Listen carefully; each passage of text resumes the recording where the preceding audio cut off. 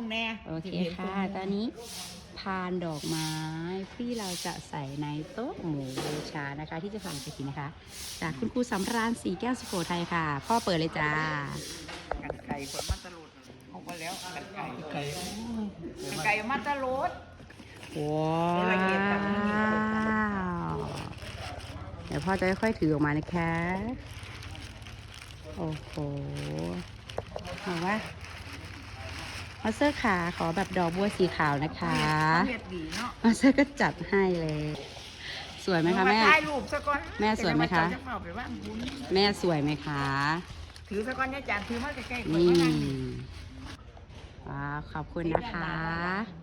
ขอบคุณมาสเตอร์สำราญนะคะ จัดให้ตามคำขอนะคะ เราจะถวายโต๊ะหมู่บูชาพร้อมกับแจกันดอกไม้และเชิญรูปชมเทียนวันที่ 2 พฤศจิกายนนี้นะคะ ทุกคนร่วมทำบุญด้วยกันนะคะ สาธุ